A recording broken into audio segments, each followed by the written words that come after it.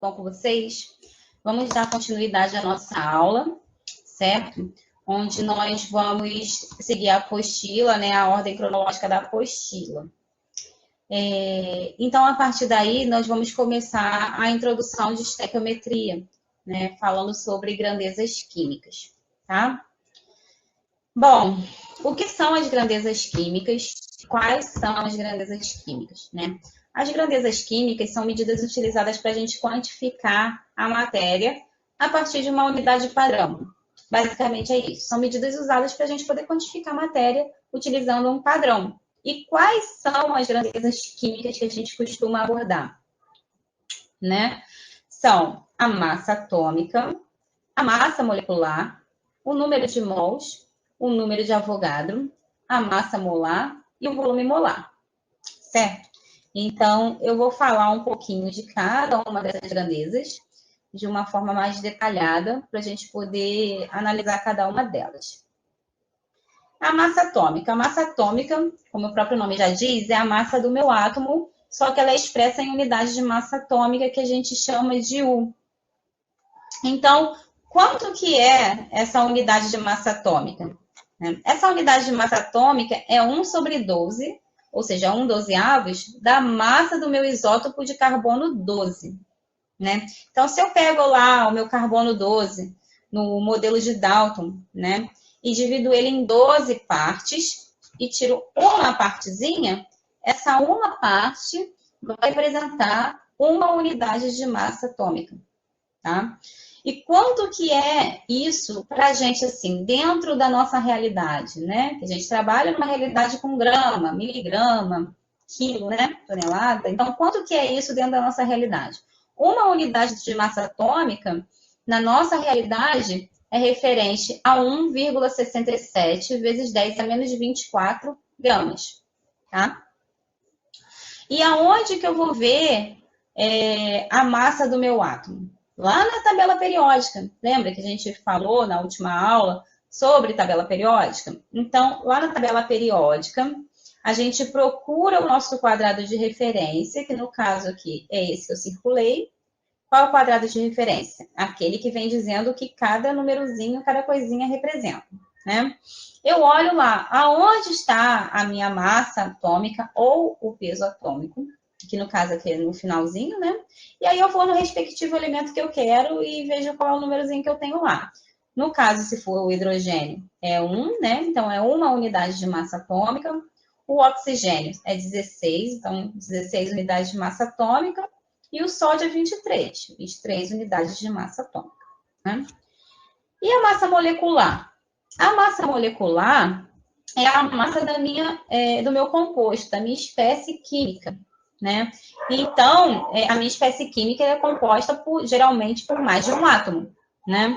Então, como é que eu faço para calcular? Eu pego e somo as massas de todos os átomos do meu composto. Então, como é que vai ficar? Por exemplo, para o HCl. Eu tenho um átomo de hidrogênio e um átomo de cloro. Né? Então, o que eu vou fazer aqui? Ó? Um átomo de hidrogênio, um átomo de cloro. Eu vou olhar lá na tabela a massa do hidrogênio, que no caso é 1, e vou olhar lá na tabela a massa do cloro, que no caso é 35,5. Né? E aí vou multiplicar a quantidade de átomos que eu tenho pela sua massa. O hidrogênio eu tenho 1 e a massa dele é 1. Então, é 1 vezes 1. No caso do cloro, o cloro é 1 também, né? Eu tenho 1 cloro e a massa dele é 35,5. Então, vai ser 1 vezes 35,5. Depois que eu faço a multiplicação, aí eu faço a soma. Né? Então, fazendo a soma, vai dar 36,5 unidades de massa atômica para a minha massa molecular do HCl. Né? Para o CO2, o que eu tenho? Eu tenho um carbono e 2 oxigênios. Esse 2 que está embaixo do oxigênio é só para o átomo de oxigênio. Então, eu olho lá na tabela e vejo qual é a massa do oxigênio e multiplico pela quantidade de oxigênios que eu tenho. Vou lá na tabela e olho a massa do carbono e multiplico pela quantidade de carbonos que eu tenho. Então, vai ser 1 vezes 12 mais 2 vezes 16. Primeiro eu faço a multiplicação para depois fazer a minha soma. E isso vai dar 44 atômica, certo? E no caso do sulfato de sódio, que é um composto um pouco mais complexo, o que eu tenho que fazer? Eu tenho 2 átomos de sódio, 1 átomo de enxofre e 4 átomos de oxigênio, né? Então, eu vou lá, na tabela periódica, a massa do sódio é 23. Então, eu vou pegar esse 23 e vou multiplicar por 2, certo? Eu tenho 1 enxofre, cuja massa é 32. Então, eu vou multiplicar 32 vezes 1. E tenho 4 oxigênios de massa 16. Então, é 4 vezes 16.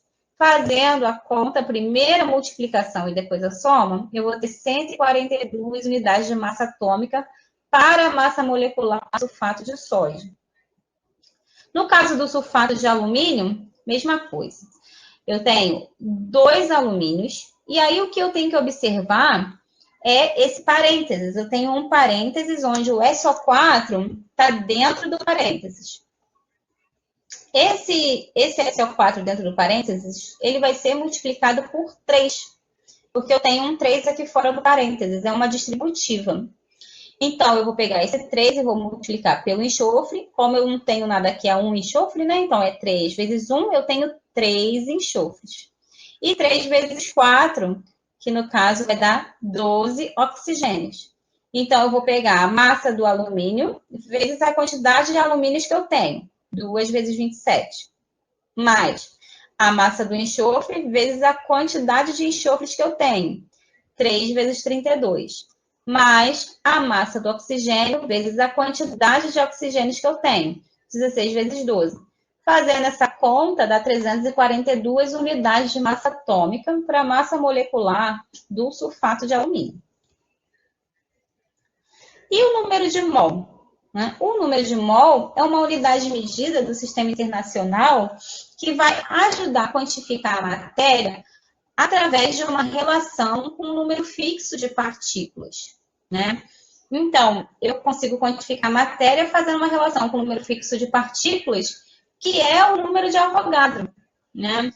O número de Avogadro qual é? 1 vezes 10, 6 vezes 10 a 23 unidades de alguma coisa.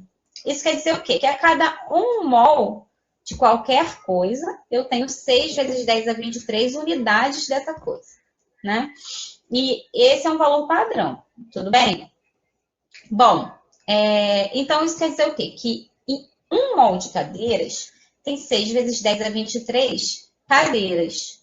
1 mol de cebolas vai ter 6 vezes 10 a 23 cebolas. 1 mol de átomos tem 6 vezes 10 a 23 átomos. 1 mol de moléculas tem 6 vezes 10 a 23 moléculas, certo? 1 mol de qualquer coisa tem 6 vezes 10 a 23 unidades daquela coisa, tudo bem? Bom, como é que isso fica matematicamente falando? Agora a gente vai começar a fazer as contas. O que o meu problema está falando? Quantas moléculas há em 5 mols de HCl? Primeira coisa que eu tenho que perceber, antes de fazer qualquer conta, é o que o meu problema me deu. Qual foi a informação que o problema me forneceu? Ele me deu a informação de 5 mols de HCl, tá? Depois que eu sei qual foi a informação que ele me deu, ou as informações, eu tenho que ver o que ele está pedindo. Ele está pedindo o número de moléculas de HCl que eu tenho, né? Então, eu tenho 5 mols e ele quer saber quantas moléculas eu tenho em 5 mols, né, de HCl. Tudo bem? Sabendo o meu problema, que é o número de moléculas, e a informação que eu tenho, que é 5 mols, o que eu tenho que me perguntar? Qual é a grandeza química que eu vou usar que me permite relacionar número de mols que eu tenho com o número de moléculas, que é o que eu quero? Então, eu tenho que me perguntar, o que me permite relacionar o que eu tenho, que é o número de mols, com o que eu quero, que é o número de moléculas? Bom, o que vai permitir a gente relacionar número de mols com número de moléculas é o número de Avogadro, que a gente sabe que é um valor fixo. 1 mol de qualquer coisa tem 6 vezes 10 a 23 unidades daquela coisa. Como eu estou trabalhando moléculas, então vai ser 6 vezes 10 a 23 moléculas de HCl. Então, eu sempre vou colocar na parte de cima, na primeira linha da minha regra de 3, eu vou colocar o meu padrão, digamos assim, a minha grandeza, né? O que a minha grandeza fala? Que 1 mol de HCl tem 6 vezes 10 a 23 moléculas de HCl. Isso é padrão, isso não muda, certo? 1 mol tem 6 vezes 10 a 23, certo? Moléculas, no caso aqui. E aí, o que o meu problema me deu? 5 mols de HCl. E o que ele quer? Y moléculas de HCl, é o que eu quero, né? Então, o que eu tenho que me atentar? Na primeira linha, eu boto a minha grandeza, né, que é padronizada. Na segunda linha, eu vou colocar o que eu tenho, que são 5 mols, e o que eu quero, que é o número de moléculas que há em 5 mols. Lembrando que eu tenho que ter mol embaixo de mol, moléculas embaixo de moléculas. Eu não posso inverter essa ordem, tá? E depois que eu montei a minha regra de 3, eu faço a multiplicação cruzada. Como é que eu faço? Y vezes 1, que dá Y, e 5 vezes 6 vezes 10 a 23. Certo? Como é que eu faço para resolver esse tipo de problema? Eu vou dar uma esquecida rápida nesse 10 a 23 e vou resolver primeiro 5 vezes 6. 5 vezes 6 é fácil, né? De resolver. Então, 5 vezes 6 é 30. E aí eu repito 10 a 23, né? Porque eu esqueço mais ou menos. Eu esqueço, mas não abandono, né?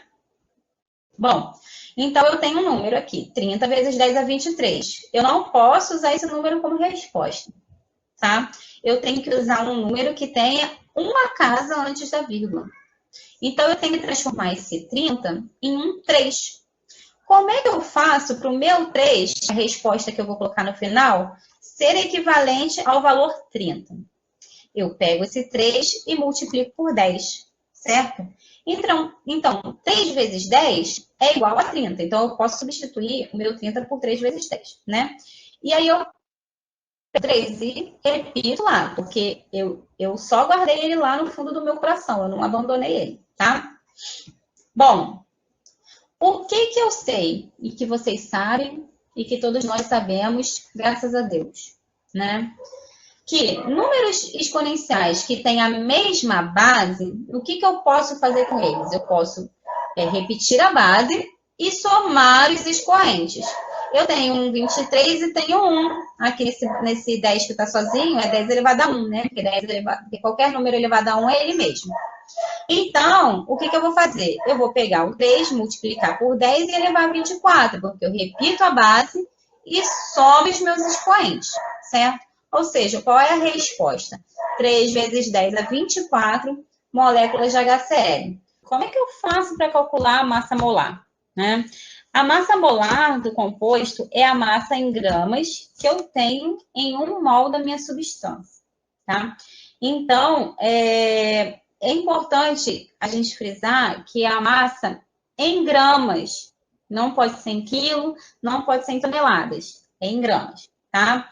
Como é que eu faço para calcular a massa molar? A massa molar, ela é calculada exatamente da mesma forma que a massa molecular é calculada, tá? Não mudou nada. A única coisa que muda é que ao invés de eu botar aquele U de unidade de massa atômica no final do meu número, eu vou trocar a unidade de medida e vou colocar gramas por mol. Só isso. Não mudou nada, tá? Então, como é que fica aqui? A gente calculou para HCl, 36,5, agora não é mais U, é grama por mol. CO2, 44 gramas por mol. Sulfato de sódio, 142 gramas por mol. Sulfato de alumínio, 342 gramas por mol, certo? E aí, isso vale também para os elementos na tabela periódica. Por exemplo, o carbono, a massa atômica do carbono é 12U, 12 unidades de massa atômica. Se eu for levar isso para a massa molar, vão ser 12 gramas para 1 mol de carbono. O enxofre, 32U, né? Vão ser 32 gramas para 1 mol de enxofre. E assim vai. Eu coloquei vários exemplos só para poder ilustrar, tá bom? Bom, então, o que quer dizer essa massa molar? né? Traduzindo, o que representa a massa molar para mim, né? Vamos lá, massa molar do HCl, 36,5 gramas por mol. Isso quer dizer o quê? Quer dizer que a cada 1 mol de HCl, eu vou ter 36,5 gramas de HCl, né? Olha o padrão se formando, a regra de 3, a primeira linha da regra de 3 se formando, né? Que é o meu padrão. 1 mol tem 36,5 gramas, certo? Bom, para a massa molar do CO2, 44 gramas por mol. Quer dizer o quê? Que em 1 mol de CO2, eu tenho 44 gramas de CO2. Sulfato de sódio, 142 gramas por mol. 1 mol de sulfato de sódio tem 142 gramas de sulfato de sódio, né? Sulfato de alumínio, 342 gramas por mol. 1 mol de sulfato de alumínio tem 342 gramas, certo? Essa informação, ela vai me fornecer a primeira linha da minha regra de 3, tá? Que é a linha onde eu tenho os meus padrões. A massa molar é um número padronizado? É um número padronizado, porque a partir do momento que eu olho numa tabela periódica para poder calcular a minha massa molar, o número da tabela periódica ele não muda, ele é sempre aquele. Então, é um padrão, tudo bem? Bom, e como é que eu faço? Gente, meu nariz está super coçando, tá? Não reparem não, tudo bem? Eu tô com alergia. Como é que eu faço para calcular a quantidade, então, de gramas, né, em gramas, de 5 mols de HCl, que é o meu exemplo aqui, né? O que eu tenho que ver? Ó, o que eu tenho? Meu problema me deu 5 mols. O que ele quer? Ele quer a massa em gramas. Beleza. Qual é o padrão? Qual é a grandeza química que vai me permitir relacionar número de mols com massa em gramas, né? A grandeza química que me permite relacionar número de mols com massa é a massa molar. O que a massa molar do HCl me fala? Que 1 mol de HCl tem 36,5 gramas de HCl. Então, eu vou pegar a minha massa molar e vou colocar lá na primeira linha da minha regra de 3, certo? Que é a linha onde eu coloco os meus padrões. Tudo bem. E aí, eu vou lá para a minha segunda linha e vou colocar o que o meu problema me deu. 5 mols de HCl estão para Y gramas de HCl. Reparem, é mol embaixo de mol, grama embaixo de grama. Tudo bem? Não posso inverter. Bom, sabendo disso, é só agora resolver a questão multiplicando cruzado. Y vezes 1, que é Y, e 5 vezes 36,5, que é 182,5 gramas de HCl. Ou seja, em 5 mols de HCl, nós temos 182,5 gramas de HCl, certo? Outra forma de calcular o número de mols é utilizando essa formulazinha aqui, que representa o quê? Número de mols, que é o N, é igual a massa sobre a massa molar, tá? Essa massa aqui em cima, ela tem que ser em gramas, tá? Por quê? Porque a minha massa molar é em grama. Da mesma forma como essa massa aqui da regra de 3, ela vai ser dada em gramas, tá? Ou ela tem que ser colocada em gramas. Não pode ser quilo, não pode ser tonelada, tem que ser gramas. Tudo bem? Senão não tem como cortar a unidade de medida, grama com grama. E aí, se eu fosse pegar esse exemplo que eu fiz com a regra de 3 e resolver ela com a fórmula, esse exemplo com a fórmula, ia dar no mesmo, né? Eu pego o número de mol, coloco lá no lugar do N, a massa é o que eu quero, 36,5 a massa molar do HCl e resolvo a questão, tem que dar o mesmo resultado. Se der coisa diferente, tá errado, tá?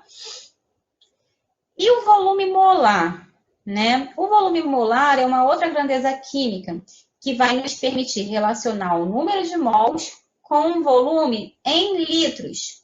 Muito importante, o volume é em litros, não é em mililitros, não é em centímetro cúbico, é em litros, tá? E o volume molar, ele relaciona esse 1 mol de um gás para um volume em litros desse mesmo gás nas condições normais de temperatura e pressão, na CNTP. O que é a CNTP, né? Condição normal de temperatura e pressão? Temperatura, 0 graus Celsius. Pressão, 1 atm, tá? Então, CNTP, temperatura, 0 graus Celsius, pressão, 1 atm.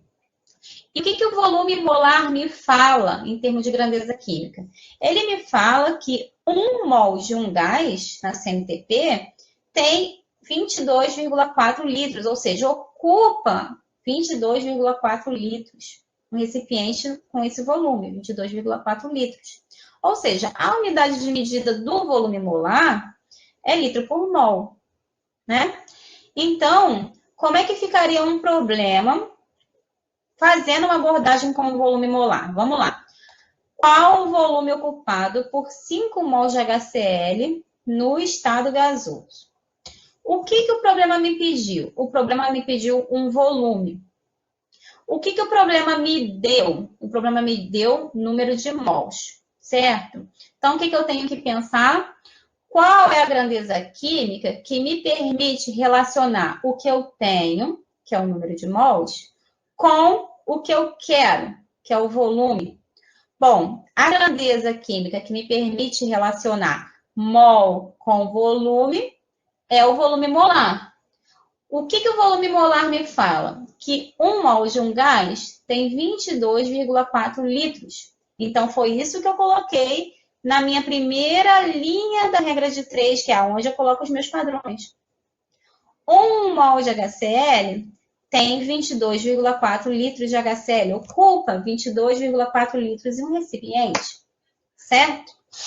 O número de mols que o problema me deu, que são 5 mols de HCl, vão ocupar um volume X em litros, que no caso aqui eu botei Y, mas tudo bem, X, Y, Z, W, não importa. Tá? Então, eu vou pegar Y vezes 1 e 5 vezes 22,4. E aí, vai dar 112 litros de HCl, tá? Ou seja, 5 mol de HCl vão ocupar um volume de 112 litros. Beleza? Resumindo, o que a gente aprendeu, né? Que eu consigo relacionar o meu número de mols com uma massa em gramas, certo? Como que eu faço para relacionar mol com massa em gramas? Eu uso a grandeza química massa molar, né? Eu posso relacionar meu número de mols com um volume em litros. Como que eu faço para relacionar mol com volume em litros? Eu uso a grandeza química volume molar. Eu posso relacionar o meu número de mols com átomos ou moléculas. Não. Então, vamos lá fazer um exemplo que vai permitir que a gente faça a relação das 3 grandezas químicas, né? As mais importantes. Por que 3? Porque massa atômica e massa molecular a gente usa para calcular massa molar, né? E aí nós temos depois massa molar, número de Avogadro e volume molar, que estão relacionados com o número de mols. Tá? Então, por isso que eu estou falando dessas 3. Massa molar, número de Avogadro e volume molar. Tá? Vamos lá. Bom, para 4 gramas de HF gasoso, calcule o número de moléculas de HF e o volume que o gás ocupa. E aí o problema me deu uma massa molar do HF, que é 20 gramas por mol. O que eu tenho que ver? Primeira coisa, o que o problema me deu? O problema me deu uma massa em gramas, né? Se ele me deu uma massa em gramas, muito provavelmente eu vou precisar de uma grandeza química que me permita relacionar massa em gramas, ou massa, né? Qual é a grandeza química que vai me permitir relacionar massa? Que a gente já estudou. Massa molar, né? E o que a massa molar do HF me fala? Que 1 mol de HF tem 20 gramas de HF. Então, é a primeira informação que a gente vai colocar aqui na nossa resolução. Beleza. Depois, o problema pediu para a gente calcular o número de moléculas de HF que tem 4 gramas. Bom, eu sei que a partir de uma massa em gramas eu consigo relacionar com mol. E eu sei que a partir de mol eu consigo relacionar com moléculas. né? Então, qual é a unidade, qual é a grandeza química que vai me permitir relacionar o número de moléculas? É o número de Avogadro. O que o número de Avogadro me fala? Que 1 mol de moléculas de qualquer coisa, né? No caso, a gente está trabalhando HF, são 6 vezes 10 a 23 moléculas de HF, certo? E o problema também pediu um volume que o gás ocupa. A grandeza química que faz uma relação de volume é o volume molar. E o que o volume molar fala para o HF? Que 1 mol do gás vai ocupar 22,4 litros. É um volume de 22,4 litros. Então, a partir desses dados, a gente resolve o problema. Como que a gente vai fazer para resolver o nosso problema? Bom, o que a gente tem? A gente mantém na primeira linha da nossa regra de 3 as nossas grandezas químicas, os nossos padrões, certo? Quais são os padrões que a gente tem? Primeiro, eu vou resolver aqui em relação ao número de moléculas, tá?